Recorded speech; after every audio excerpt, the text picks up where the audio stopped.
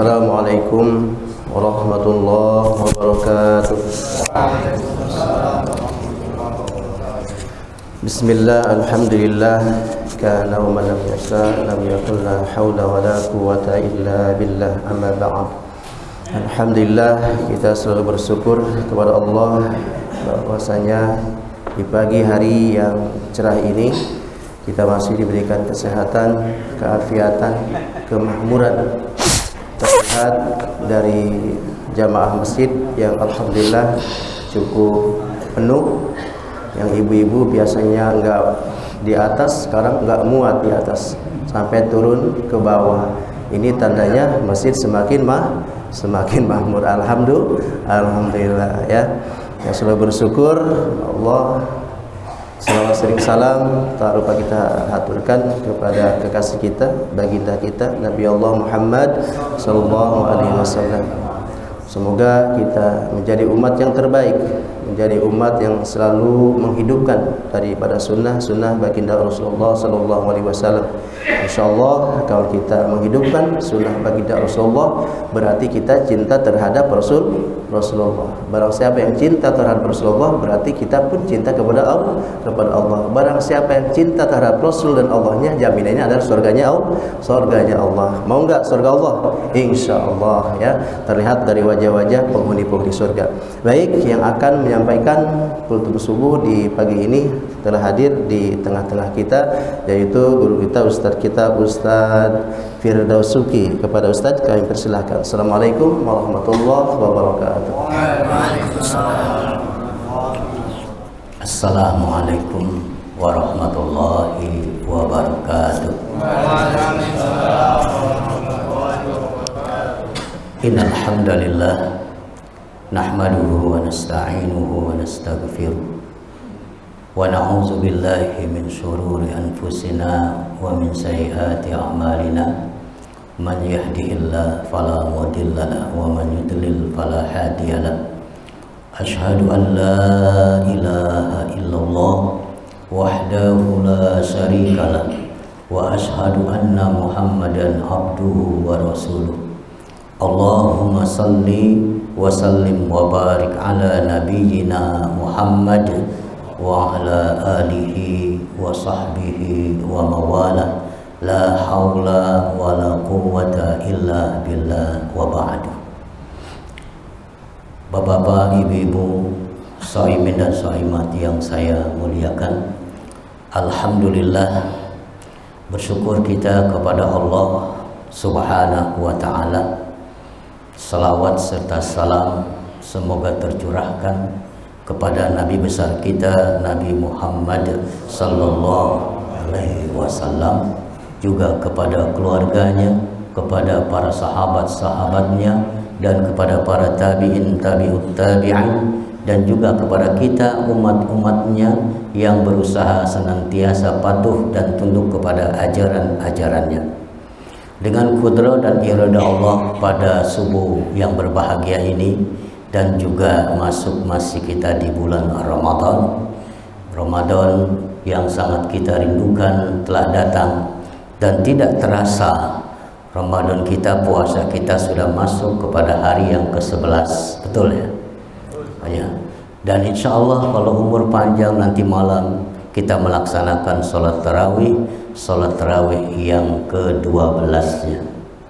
Alhamdulillah, kita bersyukur kepada Allah, di mana Allah memberikan kesempatan lagi kepada kita di tahun ini untuk sama-sama kita berpuasa, menegakkan sholat malam, yaitu sholat tarawih, membaca Quran, dan ibadah-ibadah yang lainnya. Oleh karena itulah hanya orang beriman yang mampu dan mau dengan penuh keikhlasan melaksanakan semua ini. Karena yang dipanggil oleh Allah adalah orang yang beriman. Ya ayyuhalladzina amanu kutiba alaikumusiyam. Wahai orang-orang yang beriman, kata Allah.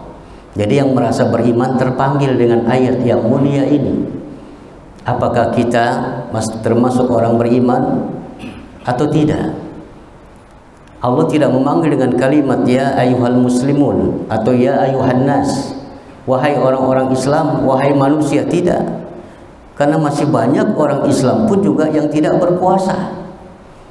Kalau kita lihat siang hari jam 12 siang, itu warteg walaupun ditutup masih ada kelihatan kakinya.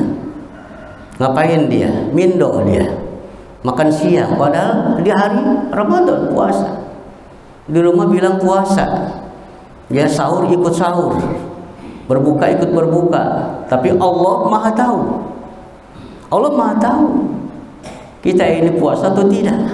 Karena itulah puasa itu rahasia Allah, syariah. Nggak ada yang tahu kecuali Allah Subhanahu wa ta'ala. Kita sholat bersama jamaah berwudu. Apa kita tahu semua yang berwudu itu dia betul berwudu atau minum air di siang hari? Kita nggak tahu. Hanya Allah yang tahu. Kalau sholat kelihatan sholat, pergi haji kelihatan, diantar satu kampung barangkali kelihatan, sedekah kelihatan, ya. Kalau mau lewat kita lihat, walaupun ditutup itu masih kelihatan. Tapi kalau puasa, kita nggak tahu orang ini puasa atau tidak. Tandanya apa? Oh lemes. Tandanya apa? Oh sering meludah. Bukan itu kebiasaannya itu. Ya. Jadi orang-orang yang betul-betul puasa itu karena iman kepada Allah. Ya, apa iman itu? Adalah orang yang meyakini akan kebenaran perintah Allah. 11 bulan ya, kita banyak dosa. Kita banyak lalai. Masuk 1 bulan, bulan pengampunan. Disebut syahrul maghfirah. Kesempatan kita di situ minta ampun kepada Allah Subhanahu wa taala. Kalau kita minta ampun dan betul-betul ikhlas bertobat kepada Allah Azza wa Jalla, insya Allah diterima tobat kita. Jangan kita tomat, habis tobat kumat. Ramadan penuh kita lakukan ibadah-ibadah seperti puasa, tarawih, sedekah, baca Quran dan sebagainya. Tapi selesai daripada Ramadan kembali lagi penyakit lamanya. Dia berpikir sudah cukup sebulan kita berpuasa, sudah cukup sebulan kita menahan lapar dan haus, sudah cukup kita ini sholat malam, itu sholat tarawih dan lain sebagainya. Sekarang kita merdeka. Ini pun Allah Maha tahu niat dia berpuasa apa. Oleh karena itu Ali bin Abi Thalib radhiyallahu anhu, salah seorang sahabat Nabi dan juga mantu Nabi, dia berpesan, dia mengatakan setiap manusia dari awal Ramadan sampai akhir Ramadan yang sukses di Ramadan itu dapat ampunan dari Allah Subhanahu wa taala. Coba Bapak dan Ibu sekalian perhatikan, pagi hari, malam hari kita diampuni dosa kita. Jadi bulan-bulan Ramadan ini bulan pengampunan betul. Pagi hari kita berpuasa dapat ampunan dari Allah. Malam ini kita sholat tarawih dapat ampunan dari Allah. Apalagi 10 terakhir Ramadan ada yang namanya Lailatul Qadar. Kita lakukan, kita tegakkan Lailatul Qadar dengan banyak beribadah kepada Allah, bukan mengendurkan ibadah. Justru kita ini terkadang 10 hari terakhir semakin lemah, semakin mengendur. Apa yang dikatakan tadi Bapak tadi itu benar.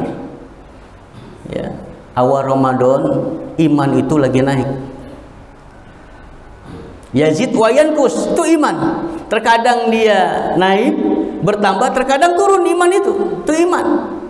Kalau lagi bertambah, lagi taat dia kepada Allah Subhanahu wa taala. Kalau berkurang imannya berarti lagi maksiat kepada Allah.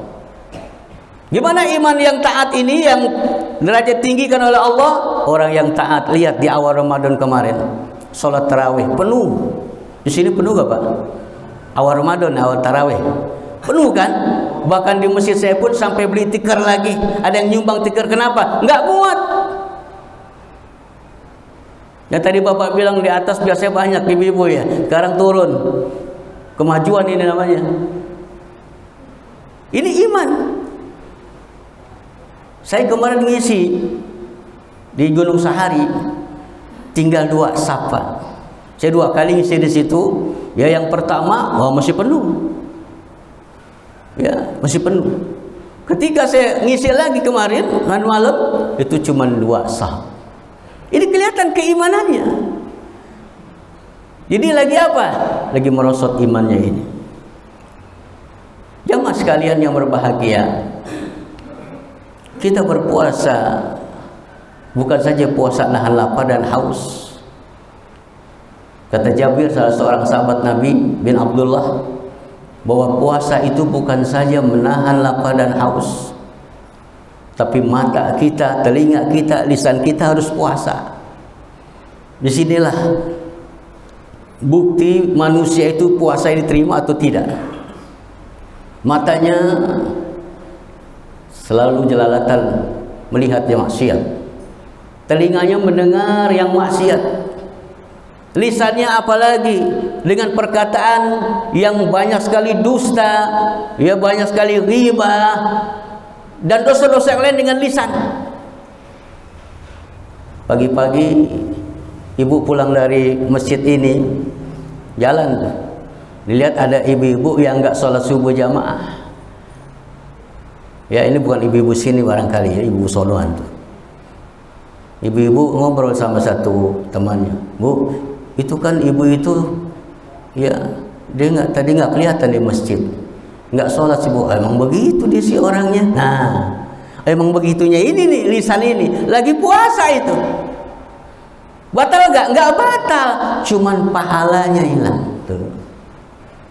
Kebaikan puasa itu yang tidak ada, sia-sia. Sampai Nabi mengatakan, "Kami shaimin min siyamihi laisa jaza naju wal atas." Ya. Tidak akan mendapatkan apa-apa orang yang berpuasa, cuman hanya dapat lapar dan haus. Berapa banyak mereka yang berpuasa, dari puasanya nggak dapat pahala, nggak dapat kebaikan dari Allah Subhanahu wa Ta'ala, kecuali lapar haus, Bu. Ini dijaga lisan. Ya Bu, jaga ya Bu, jaga lisan supaya ibadah Ramadan kita nggak sia-sia. Kita ingin mendapatkan ampunan dari Allah Subhanahu wa Ta'ala. Bulan Ramadan sangat tepat momentumnya kita berpuasa, kita sholat malam dan ibadah-ibadah yang lain. Di siang hari kita puasa, apa kata Nabi? "Man shoma ramadhana imanan wa ihtisaban, ghufira lahu ma taqaddama min dzanbi." Barang siapa yang berpuasa di bulan Ramadan karena iman, bukan karena ikut-ikutan, bukan karena nggak enak. Mertua saya puasa, masa saya nggak puasa? Tetangga saya puasa, masa saya nggak puasa? Ini bukan karena iman, bukan karena Allah Subhanahu wa Ta'ala, tapi nggak enak dia kalau nggak puasa. Dan juga mengharapkan pahala dari Allah, tidak perlu pujian dari manusia, tidak perlu balasan dari manusia. Nah, kalau kita sudah lakukan ibadah Ramadan sebulan penuh karena iman dan mengharapkan pahala dari Allah, ghufira lahu ma taqaddama min dzanbi. Allah akan mengampuni dosa kita yang telah lalu. Diampuni Bapak Ibu. Terus malam kita tegakkan sholat tarawih dengan penuh keikhlasan kita, keimanan kita kepada Allah, mengharapkan pahala dari Allah. "Man qama ramadhana imanan wa ihtisaban, ghufira lahu ma taqaddama min dzanbi."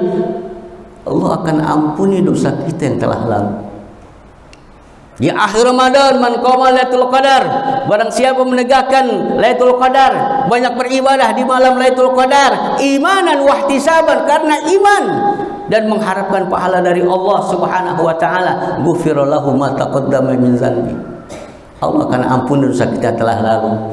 Keluar dari Ramadan, semua dosa kita sudah dihapus oleh Allah. Ini bulan Ramadan. Sungguh rugi bagi kita umat Islam yang disampaikan oleh Allah sampai Ramadan, setiap tahun dia menemui Ramadan tapi nggak puasa, rugi. Orang yang puasa aja kata Rasulullah apa? Dia barang siapa yang tidak mendapatkan kebaikan Ramadan,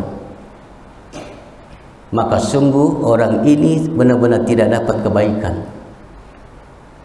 Ramadan bulan kebaikan. Kalau ingin mendapatkan atau ingin menjadikan Ramadan ini penuh keimanan kita kepada Allah, kebaikan pasti dapat. Ramadanlah tempatnya banyak kebaikan. Bukan berarti kita menafikan bulan-bulan lain.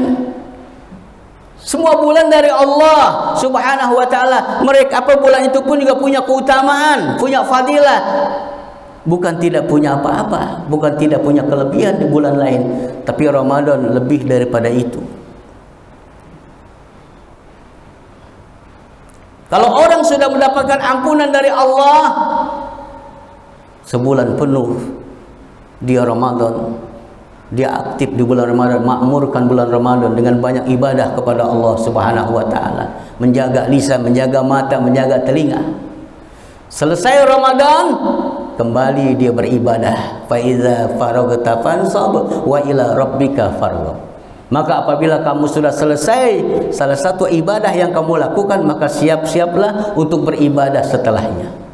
Jadi selesai Ramadan bukan selesai habis kita ibadah. Selesai Ramadan ada lagi ibadah. Kita selama sebulan bisa sanggup berpuasa. Di luar Ramadan ada puasa setelah Ramadan.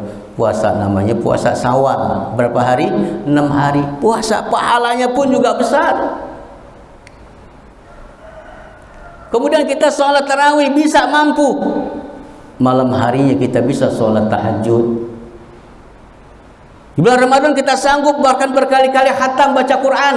Di luar Ramadan kita bisa baca Quran. Seluruh ibadah yang kita lakukan selama Ramadan, di luar Ramadan kita pun sanggup melakukannya. Inilah orang yang sukses setelah Ramadan.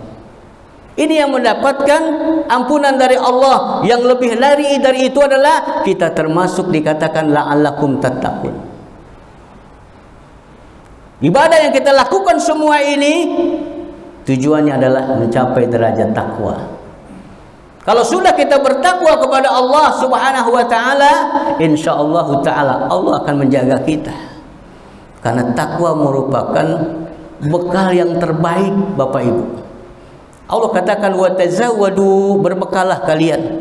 Fa inna khairi zadi taqwa. Sesungguhnya paling baik bekal itu adalah takwa. Amal apapun yang kita lakukan gak diterima kecuali orang bertakwa diterima. Dan orang bertakwalah yang bisa masuk ke dalam surganya Allah Subhanahu wa taala. Ya. Jadi takwa ini ya banyak sekali buahnya itu. Hasil dari takwa itu banyak sekali. Bahkan ada sahabat bertanya kepada Umar bin Khattab, "Ya Umar, apa itu takwa?" Umar mengatakan, "Kau pernah berjalan satu tempat?" Pernah. "Dan kau pernah melihat ada barang yang akan mengganggu manusia di jalan?" Pernah. "Kalau kau ambil itu barang itu yang mengganggu manusia, mengakibatkan buruk bagi manusia, kau pindahkan ke tempat yang layak." Itulah takwa. Jadi diumpamakan Umar seperti itu. Kemudian salah seorang tabi'in yaitu bernama Tariq bin Habib, ya rahimahullah taala, pernah ditanya juga di masjid, "Ma huwa taqwa ya Syekh?" Apa itu takwa ya Syekh?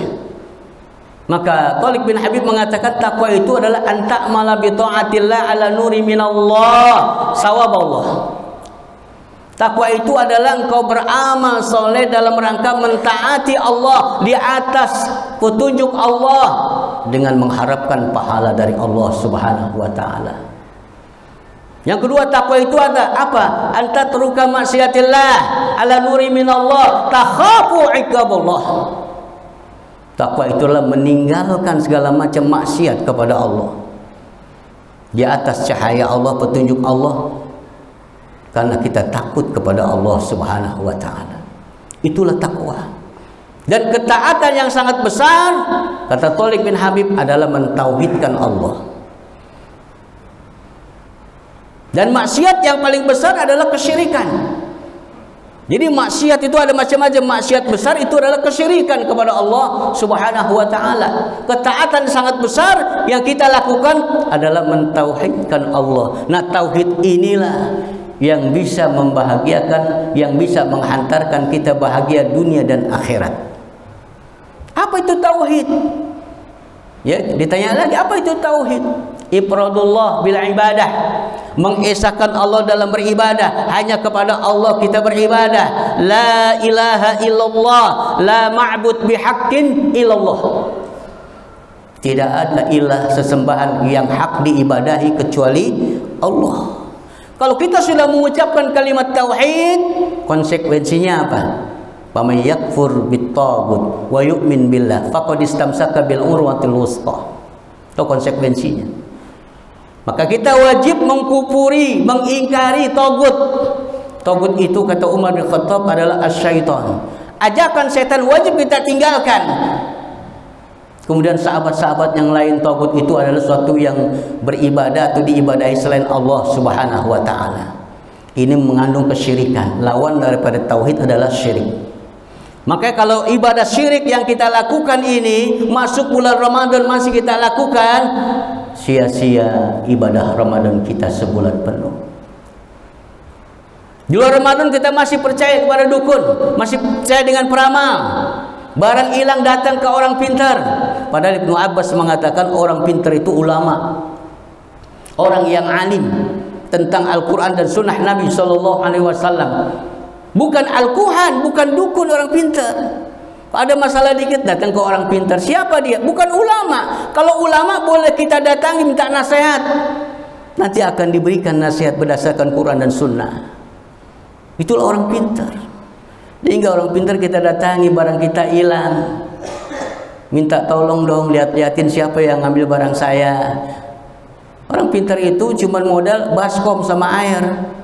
Ya, dalam air dilihat, ntar saya lihat dulu siapa yang ngambil barang kamu. Dilihat, kita lihat, nggak bisa kamu lihat, saya doang yang bisa lihat tuh katanya. Ya, itu si Fulan tuh yang ngambil, nggak jauh dari rumahmu yang ngambil. Khawatir jadi fitnah.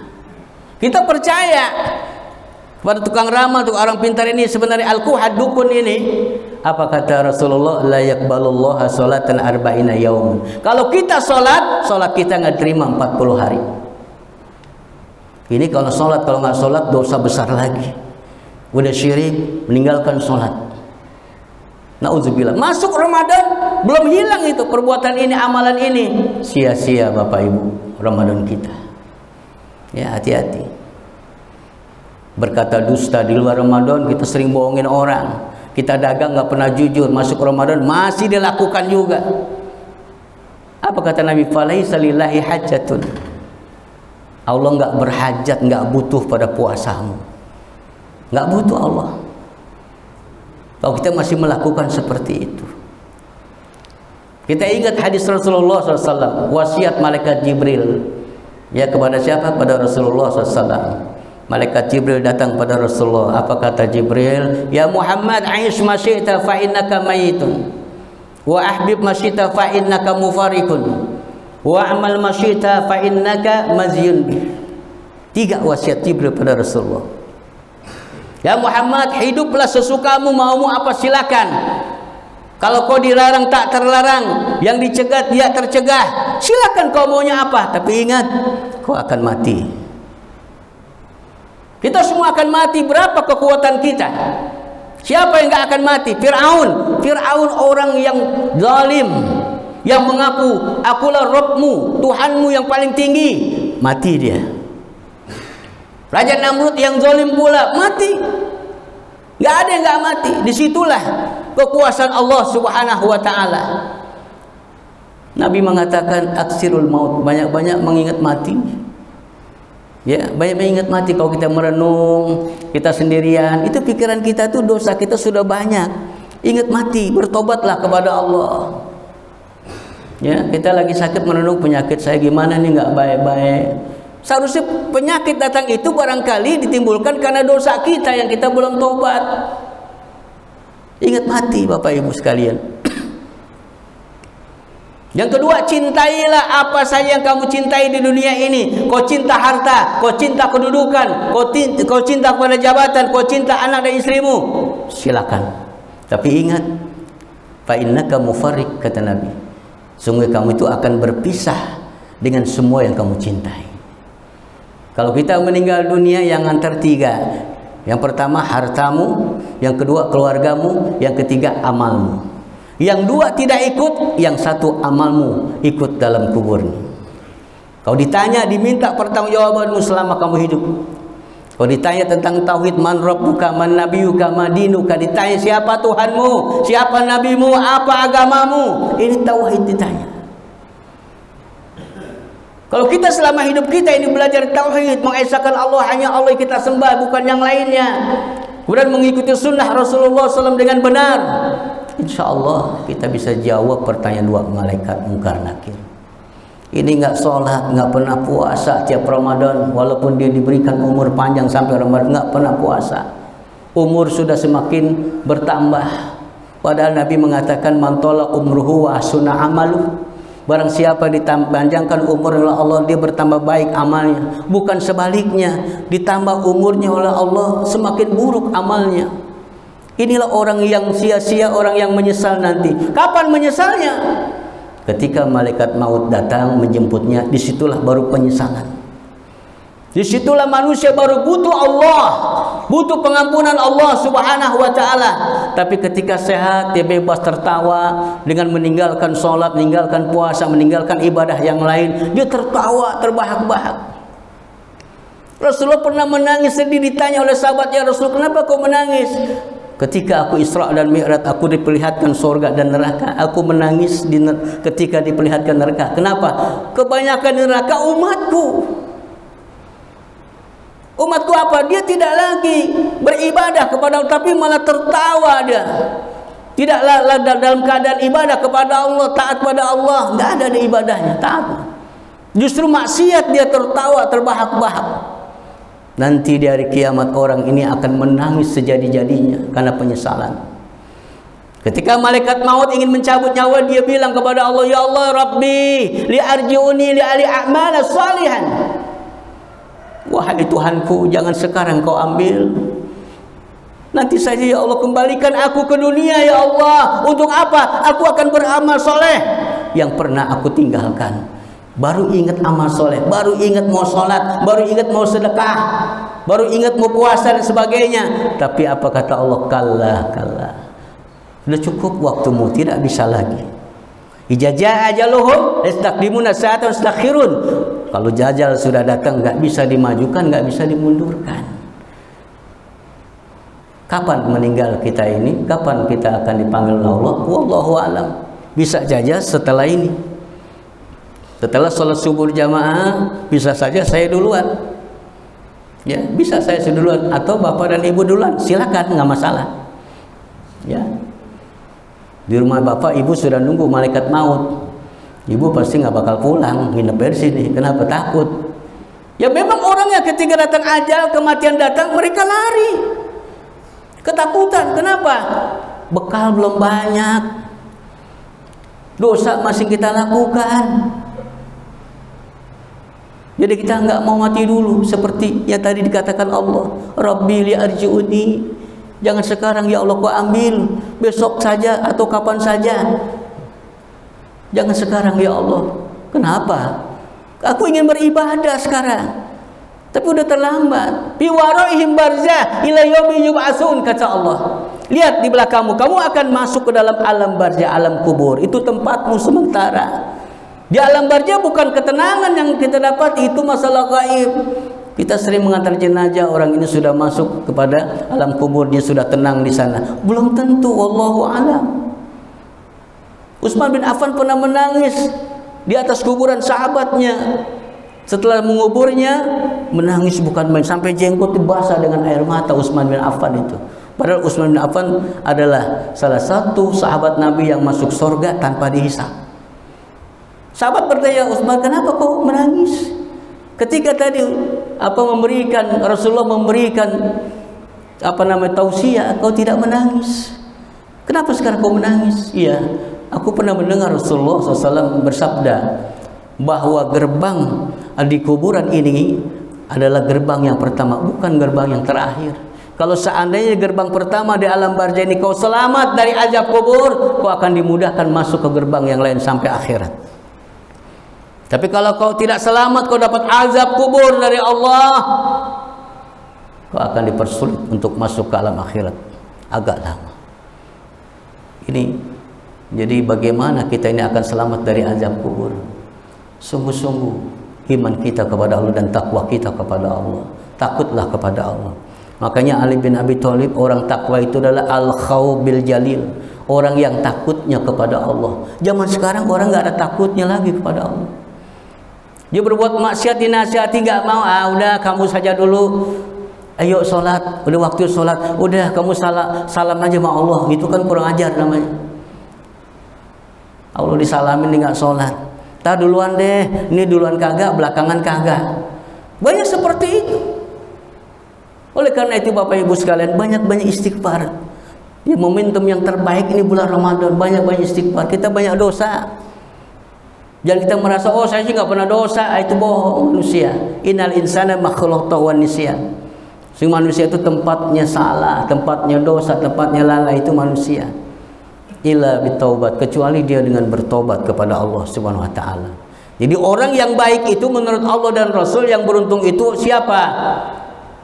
Kullu bani Adam khata wa khairu khata'in at-tawwabun. Setiap anak Adam itu pasti punya salah. Saya punya salah, bapak ibu banyak dosa, juga sama-sama dengan yang lainnya. Punya dosa ini manusia. Tapi sebaik-baik orang yang pernah berbuat dosa, sebaik-baik orang yang pernah terjebak pada perbuatan maksiat, mereka bertobat kepada Allah, ingat Allah. Inilah manusia yang baik. Jadi manusia yang baik itu bukan berarti, oh saya nggak punya dosa, saya bersih hati saya. Waduh. Ya, Rasul saja punya dosa tapi sudah diampuni, yang telah lalu dan akan datang. Itu kata Aisyah radhiyallahu anha. Kita ini belum ada jaminan Pak, Bapak Ibu. Ya, kita diampuni dosa tapi kita terus minta ampun dengan penuh keikhlasan kepada Allah. Mudah-mudahan puasa kita di tahun ini sudah masuk 11 hari dan tarawih sudah masuk insya Allah nanti 12 hari, diterima oleh Allah Subhanahu wa taala. Mudah-mudahan hati kita adem dan terbuka untuk menerima setiap kebenaran dari Allah Subhanahu wa taala. Harapan kita semua, semoga Allah memberikan taufik hidayah kepada kita semuanya.